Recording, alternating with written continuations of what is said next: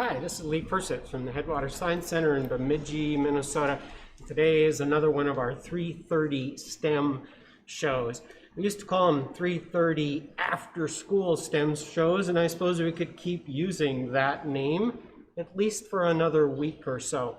We call it after-school STEM shows because we think kids are going to tune in at 3:30 because they're out of school. Now it's the 19th of May when this is being filmed, so we do have a few more days of school that remain. We plan to keep right on doing these shows for who knows how long. We'll just see how it works.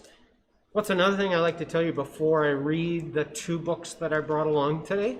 I like to tell you about masks. I'm fully vaccinated. I don't even mind telling you that.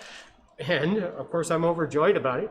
Ryan's behind the camera, he's fully vaccinated, and I'm taking my mask off. I think you'll be able to see my facial expressions a little better, but the really fun thing about it is, well, I'm feeling very safe since I'm fully vaccinated. And this is one of those days where we don't have any guests or visitors at the Headwater Science Center. So off came my mask. These 3:30 shows, thanks to Beltrami Electric Cooperative, are underwritten by them. A generous donation provided by the members of Beltrami Electric Co-op. They have a program called Round Up. You can choose to round up your bill at Beltrami Electric Co-op, and then they find groups in the community that are doing good things that they'd like to fund. We're one of those they chose, and so we're happy to bring this show to you, and we give them thanks for doing that. Today, I'm not reading to any live animal. Why am I talking about that? Our 3:30 Wednesday shows have been all about reading to an animal, almost always Orion or bunny.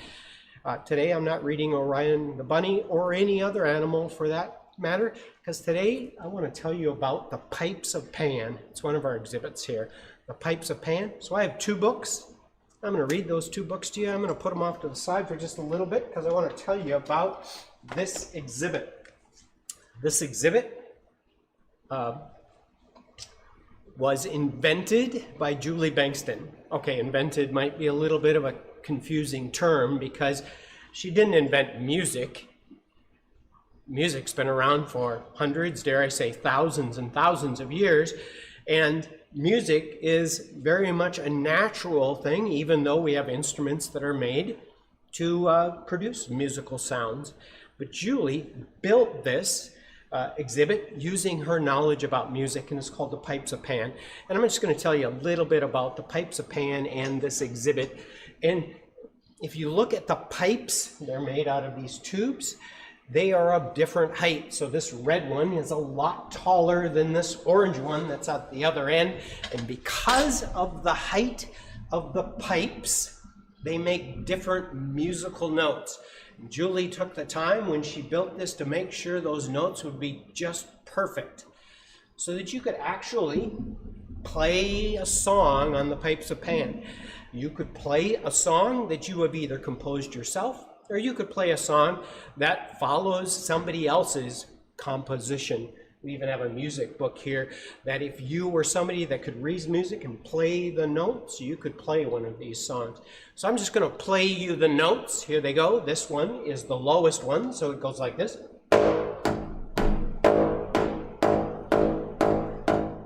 How's that coming through, Ryan? Can you tell that you can hear? Okay. That one, and here's the highest one. It's way over here. Now, for those of you who have spent a little time on music theory, whether you're a piano player or you play some other instrument, or maybe you're a singer, or maybe you just know about music, you know that in this particular set of pipes, there are 8 of them. Those are the 8 notes in a scale. There are 8 of them, and in this particular case, they start with C and they end with C. So that this one and that one are both called C. So this is the low C, and this is the high C. And from those notes, you could play a bunch of songs. From those 8 notes, you could play a bunch of songs. There was somebody here the other day. He came right over, and he began to play the song that the page was open to, because he could read the music well enough that he could just play the notes and play that song. There's a songbook right there. It was really fun. Last week, we had a lady come in, and she not only took one flip-flop, She took 2 flip-flops and she started right in, and she could play with either hand, and pretty soon she's even adding some notes that weren't even in the song. Yes, these are flip-flops. So that's another part of this creation. You play the pipes with flip-flops. Could you use your hand? Well, maybe. You probably could. What you really want to do is send air up the pipe. That's what you're trying to do. So you're forcing the air to go down that little turn and all the way up. And in the process of doing all of that, you create a sound. I think I should play all 8 of them for you. Ready? Here we go.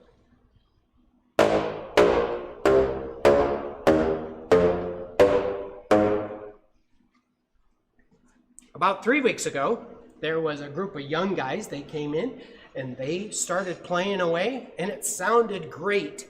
So I stopped by and said, "What song are you playing?" And they kind of shrugged their shoulders and said, "Well, it's ours." They were composing right on the spot. That was happening while they were here.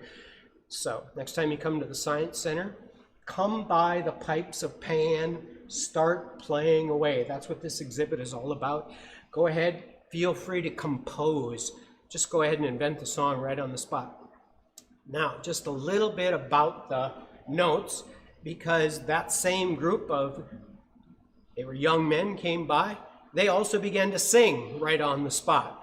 So, yes, you have your own pipes of Pan. They're called vocal cords. They're right here. And you could sing right along with this one right here. That note, well, I don't know if it's in everybody. It's in me. I could sing that note, and I could sing those other 8 notes that are there. And you could be singing right along with it. And then when you added the words, well, that would be the lyrics. And you could go ahead and sing your song. Pipes of Pan. Now, why did I tell you all about the pipes of Pan? Both books I'm reading to you today are about music. Both of them are. So I'm going to pull out the books now. Can you play anything on it? Can I play anything? I could play some songs. Now get ready, there'll be some wrong notes. But a song that I think I can pretty successfully at least start comes from an old play, an old musical called The Sound of Music. And in The Sound of Music, the governess is teaching the kids how to sing, and she teaches them the notes by singing them. And she starts with doe, a deer, a female deer, ray, a drop of golden sun. So I'll just start the song.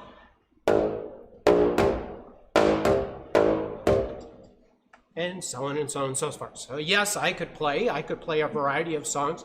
I will tell you that if you have a piano in your house right now, don't leave this video right now and go and look, but maybe right after the show is over, you could go over to the piano. The 8 notes are right there. Just got to find the C, but you will find 5 more.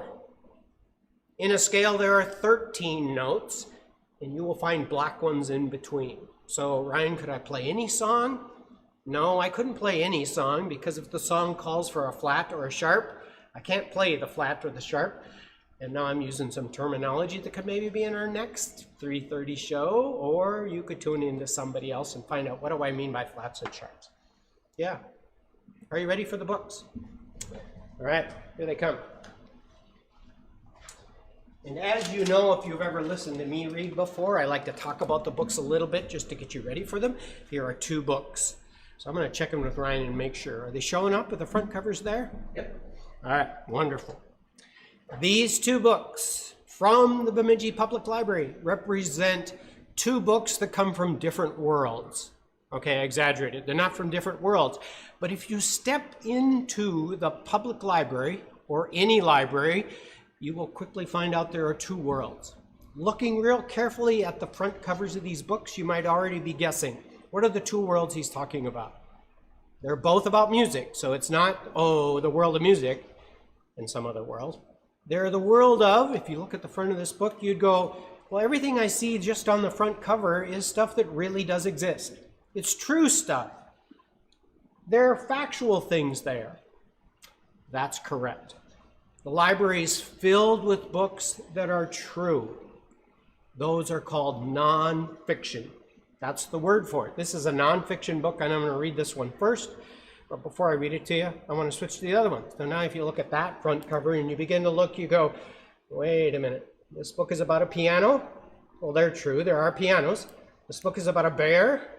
Yes, there are bears in this world. Could there be a story that really happened where there was a piano in the middle of a forest? Could happen. It sounds pretty doubtful now. And could a bear walk up and begin playing the piano?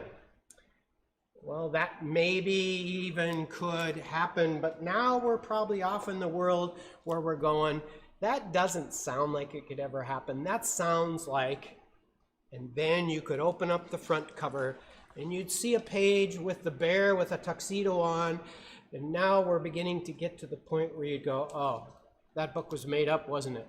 Yeah, it's made up. That book was made up so much that it never could happen. That's a special book called a fantasy. So if this one is from the other world from this one's nonfiction, this one is fiction. True, made up, fiction, nonfiction. We're going to do the nonfiction book first. I promise not to read the whole thing, but I promise to get back to the library too. By the way, it's called Orchestra. And I'm not going to read the whole thing because this book would take us a little while, probably past the length of time we usually do for these stories. And like lots of nonfiction books, it starts with a table of contents. Sure, some fiction books have table of contents too. That would be true. But lots of nonfiction books have tables of contents. So you could say, oh, I could see what this book is about. You could even skip to the chapter you want to read next. The Orchestra is the name of the book. Here's the very first page. The players and their stage. People have always made music. What starts as a form of communication among indigenous groups around the world eventually ends up as a way of entertaining onlookers and telling stories. People with a talent for music began forming groups to sing and play together, adding emotions and their own ideas to the mix. Different regions and groups created their own traditional melodies as well as their own types of instruments. So now you have an idea of what this book is about, and it's telling you about where the origin of music comes from. And like I said, I'm not going to read every word of this book because that would give us a pretty long show today. So I'll just read you parts of it. There it talks about the arrangement of an orchestra. And one of the most important things that this picture and these words describe is, first of all the instruments. And they're located all across, in this case, a stage. But there's one particular person they're all paying attention to. All of these performers are paying attention to the conductor. And the conductor's right here. And the conductors often even have a little tiny stick that they hold in their hand so they can get the attention of everybody else. And so if they can't quite see the conductor's hand, they can see the conductor maybe holding the stick up, and they can really pay attention. All these people are paying attention to what the conductor is telling them. By the way, kind of interesting about that shape is, I know as somebody who does presentations here at the Science Center, whenever we have a big group of people in, we have them sitting in pretty much that same shape. And I'm where the conductor is. You're exactly right. And everybody gets to have a view of the person who's up here in front presenting. It's also kind of cool, especially as you point that out, is that they also are probably arranged next to somebody that's very important for them to listen to. So in this case, they're listening to people around them where their playing is something important for them to listen to. That might happen in an arrangement for you too. That's an orchestra. All right, so then it's going to talk about what are the different sections that were in the orchestra, and it starts with the string instruments. So there are 4 types of string instruments. I'll just name them for you. You can go get this book if you are really intrigued by what is all this book about. So this is a violin. This is a viola. This is a double bass, and this one is a cello. That's 4 different sizes for string instruments. If you wondered where did they get the name for string instruments, and you'd want to look and see that they each have strings that they are playing on those instruments. What's the difference between the different sizes? Yeah, very good. The different size certainly relates to our exhibit. That is exactly right. So if you took this double bass and said, what does the double bass sound like? You'd get around to saying, well, it sounds deeper and maybe the violin, which is over here. That's the whole idea behind the different sizes of those instruments. Yeah. And just like how a pipe is taller, so big pipe makes deep noise, big string instrument makes deep noise. Exactly right. And then it wants to tell you the parts of the violin. For all of you who absolutely love this instrument in particular, that's something you might want to go and take a look at. On to the next set of instruments. That would be the woodwinds. And the woodwind section has the flute, the clarinet, the oboe, the clarinet, and the bassoon. And those four instruments, yep, just like Ryan was just saying, each also have different lengths and they play different notes. You can tell the bassoon's much larger in this case than the oboe, and you're right, you get much lower notes out of a bassoon than you do out of an oboe. Interesting that they call it fluted woodwind. Why do they call it that? Yeah. That's interesting because I'm not sure where the wood comes from, although clarinets are certainly made out of wood. Right? Yeah. He's talking about a reed. A reed would be a piece of wood that is in the clarinet. I don't know what's in the mouthpiece of the oboe. Maybe it is a reed. I've never played the oboe.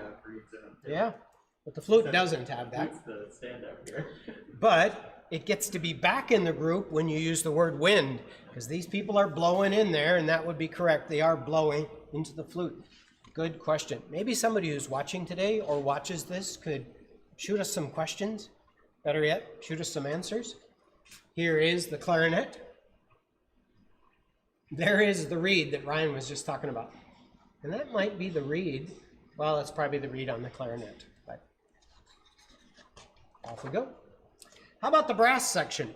So there are four brass instruments: the trumpet, the French horn, the trombone, and in this case, the tuba. There are a few more that make it into this category, but that's the ones they're naming.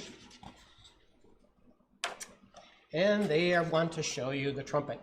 I will tell you, a trumpet is an instrument I know more about than other instruments because I played the trumpet from about 5th grade all the way through 12th grade when I was in school.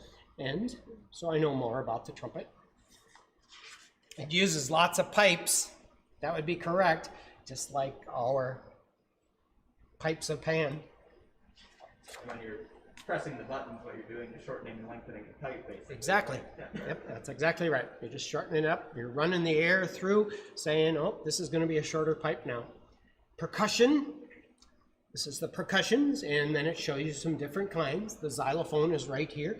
The timpani, a bunch of different types of drums, and then it puts the piano in this category. And I will tell you, I've never quite understood that. A piano, of course, is an instrument that you play because when you're pushing down on, that's what I can't exactly remember what those are called, but keys, thanks. When you're pushing down on the keys, it is often hitting a string, and that's how you're getting the sound. But it plays so many notes. Of course, so does the xylophone. Okay, I'll take that whole thing back. We have the percussion section with the piano. And is this where they talk about the piano? Well, they're going to talk about all of them, including the piano. And you remember I talked about the black keys you'd see if you went over to your piano. So we're going to zoom in a little bit and show you those other keys. I've often thought, is Julie going to come back and add 5 more pipes to the pipes of Pan? Well, Julie, when you tune into this, maybe you could suggest to us a way that we could add 5 more notes. Okay, and then there's called the guests. And these are guests that aren't in every orchestra, but possibly you would see them if you went to a concert. And so we have an organ and a harp and a saxophone and the classical guitar. Now it switches to talking about you could be an instrument too. And here's a case where it begins to say that you could use your voice to sing along with an instrument, or you could just be the voice. And here's some different people. In this case, different people singing different notes or groups of notes. The book goes on to talk about there is even music in nature. It talks about the sounds that different types of trees make. So next time you're out in the forest, especially if there's a little wind blowing, you could listen. And is that music? And of course, this book is suggesting, of course, that's music. Now it wants to talk about different concert halls, places where music would be played, some of the most famous in the world, and even more that are famous in this world. Maybe you can guess what's coming next, and that is where I'm going to stop. It's going to begin to talk about who's making the music and how do you do it. This one talks about reading music, having sheets of music that are right in front of you so that you can play the music, and what the names of the notes are. And I'm going to jump ahead just a little bit because it begins to talk about the most famous musicians in the world, and it begins to talk about them and what they sing or what they play and how the songs are all different. And that is the story for you today.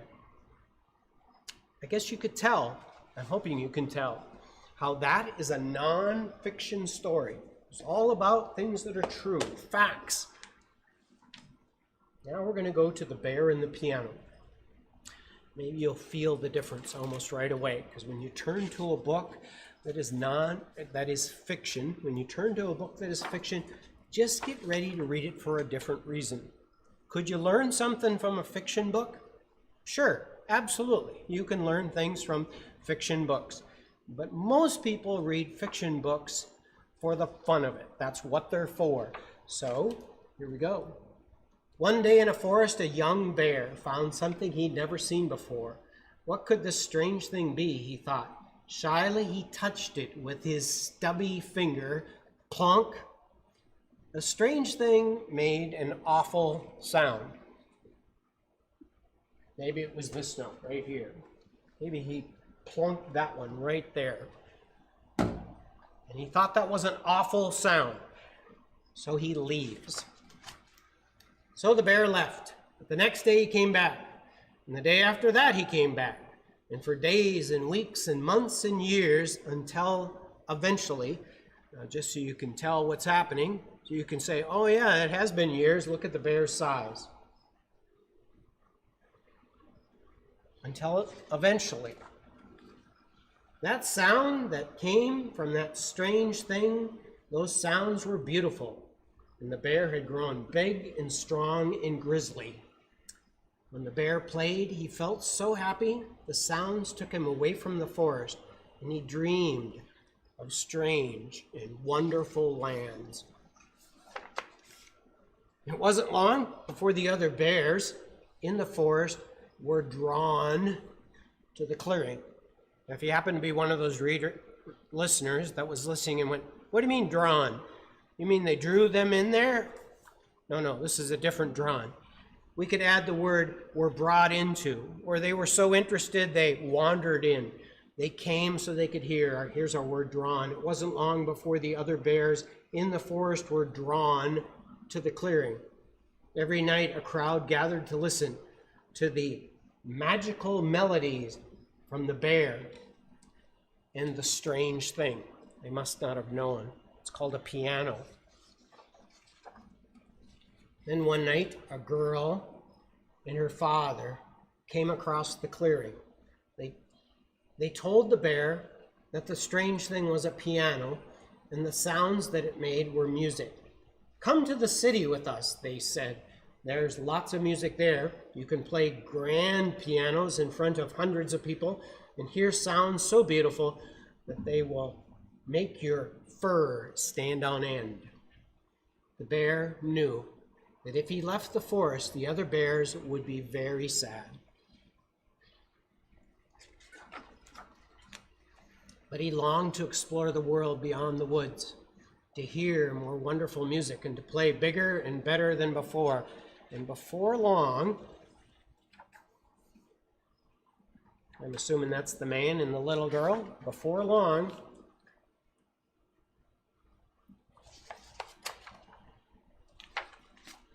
the bear's name was up in big bright lights in the big bright city.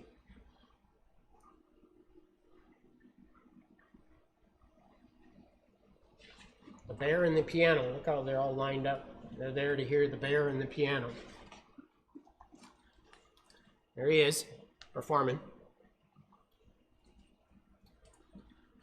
He played sold-out concerts in giant theaters.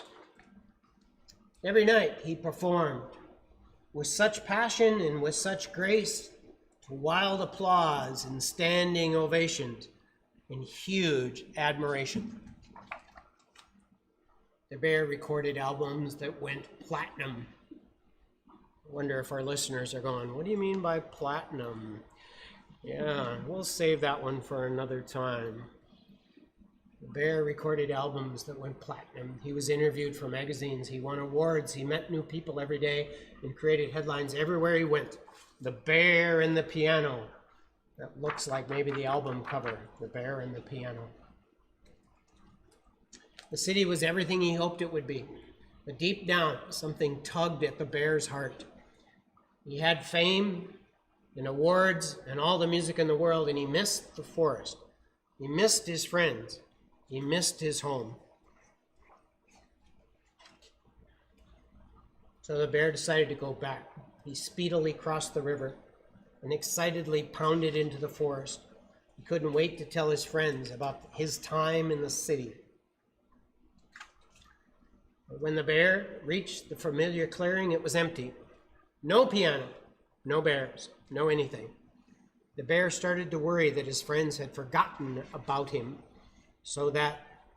or that they were angry that he had left them behind.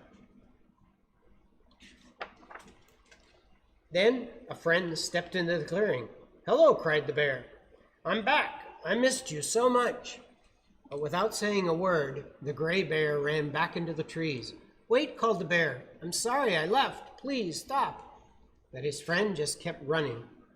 The Bear stumbled after him, moving deeper and deeper and deeper into the forest until he saw something that made his fur stand on end.